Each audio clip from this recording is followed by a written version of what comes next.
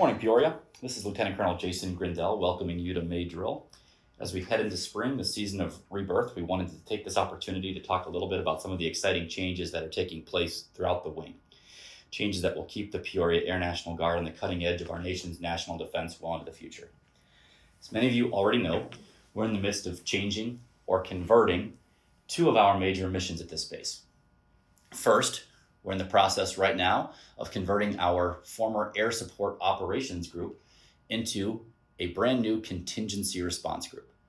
And second, very shortly in the future, we will begin converting our C-130H model flying mission into a C-130J model flying mission. So my job here at the base right now is to help manage these conversions. So in that capacity, I'd like to give everyone an update as to what's happening with each of these conversions. First, let's talk about the 182nd Air Support Operations Group converting to the Contingency Response Group. Anyone who's been a part of this wing for a little while understands that the Air Support Operations Group embodied our forward air control mission and had a long and storied history in Peoria spanning generations of Peoria airmen. Well, a few years ago, the Air Force, in conjunction with National Guard Bureau, decided it would be consolidating air support operations units throughout the Air National Guard. And during that consolidation, it was decided that the 182nd Air Support Operations Group would convert or change into a contingency response group. Many people ask, well, what's a contingency response group? Well, a contingency response group is a new and exciting mission consisting of a specialized team of airmen with many different AFSCs, everything from security forces to air trans to engineers to airfield managers that are trained to rapidly deploy to remote or contested areas anywhere in the world, to open their airfields, and then to coordinate air mobility operations in that airfield. Now, this could be anything from a dirt strip on a remote island to an abandoned airfield or airport in a war zone, or even a highway in a hurricane-ravaged area. Now, the Air Support Operations Group officially closed in Peoria on March 31st of 2025. And our Contingency Response Group officially stood up April 1st of 2025. And when we opened our Contingency Response Group, we officially entered a conversion window during which we work with NGB, National Guard Bureau, to stand up this new mission. So what does that look like? What do we have to do to reach our goal? Well, in standing up the Contingency Response Group, we have to talk about people, training, equipment, and facilities. Colonel Day has worked with his team. They've certainly hit the ground running in filling up all of the positions on their roster. That being said, there still are a few positions available, mainly in security forces and age. So if anybody is interested, you can see recruiting or Colonel Day for more information. Now, in training these individuals, everybody in the contingency response group obviously has to complete their technical school, but they also have to do different types of training that other people in the wing may not have to do. Things like the ART-CR or Contingency Response Orientation course, Arctic Survival Training, ECAC training, and once those members complete all of their requisite training courses, they can be considered fully trained and operational. When it comes to equipment, we're working hard with National Guard Bureau to ensure we get the funds to fully equip our mission so that they can operate effectively. Unfortunately, like everything else in the world, that takes money, and we're currently fighting for the money and the funding to appropriately procure the needed equipment. Finally, with respect to facilities, we're working hard with our civil engineers here on base to design and eventually build a new weapons storage area in the contingency response building here on base, as well as to modify the current or the existing warehouse in the contingency response building to ensure that that building is a proper area in which the CRG members can train and operate. Long story short, the contingency response group, even though we're only about 1 year into the conversion, has certainly hit the ground running. When we move over to the second conversion that we mentioned, the C-130H model aircraft to the C-130J model aircraft, we are not yet officially in conversion. So what does that look like from the H to J model conversion? Well, most notably when it comes to personnel, the new aircraft consists of aircrew members with pilots and loadmasters.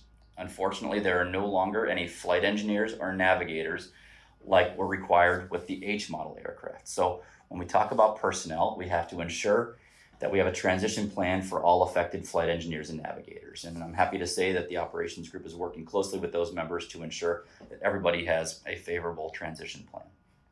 Training, we've already well hit the ground running with respect to training our pilots and load masters, all of whom must go through some sort of retraining to become qualified to operate in the J model aircraft.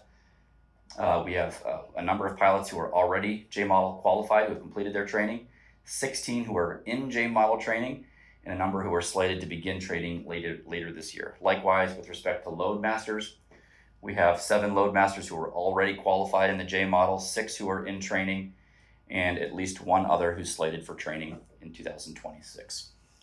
So, personnel and training, we have a great head start, but we still have some work to do. When it comes to equipment, the main piece of equipment that we are looking at, obviously, is our new airplanes, the J model airplanes. Lockheed Martin is experiencing delays in building these new airplanes due to some different upgrades that the Air Force has ordered. So the bad news is the airplanes are somewhat delayed. The good news is when we do receive these aircraft, they should be the latest and greatest versions of the J models that are available. These will be the first new airplanes that we've ever received in Peoria, Illinois. So an exciting time. And finally, with respect to facilities, the biggest facility project that we will be undergoing as we transition from the H to J model aircraft will be the demolition and construction of a new fuel cell hangar.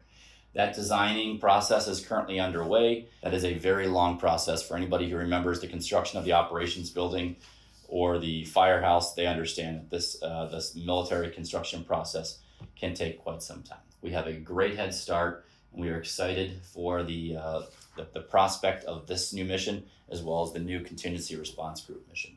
And we're very optimistic that these changes, these new missions, will carry Peoria well into the future, keeping us relevant in whatever war and whatever national defense strategy comes our way. So before we close up and welcome everybody to May Drill, I just want to go over some key events that are taking place this weekend. On Saturday, Major General Carpenter will be retiring, and his retirement ceremony will be held in the main hangar at 10 o'clock, 10:00. All are invited. And then Saturday evening is the annual retirement dinner, the social beginning at 1700 and the dinner at 1800. Everybody attending that event must have purchased a ticket. If anybody is still interested in going, please contact Command Chief Henry. Finally, moving to Sunday, Senior Master Sergeant Ray will be promoting to Chief Master Sergeant at 0900 in the aerial port. All are invited. And 14:30 on Sunday in the main hangar, Chief Master Sergeant Burton will be retiring. Again, all are invited. So please come to these events and celebrate with our fellow members. For those of you who will be dining in the dining facility, Saturday, there will be lunch served from 1100 till 12:30. Carne asada tacos, chicken tacos, nachos, spinach quesadilla, Mexican street corn, cilantro lime rice, tortilla soup, churros, and assorted ice cream. On Sunday, there will be a brunch served from 1000 to 11:30, consisting of breakfast burritos, pancakes, burgers, sauteed green peppers and onions, Parmesan broccoli, bacon, breakfast potatoes, assorted muffins, and assorted ice cream. So enjoy. Everybody have a wonderful May drill. If anybody has any questions at all about the conversion process or any concerns, please don't hesitate to come see me anytime. Thanks, everyone.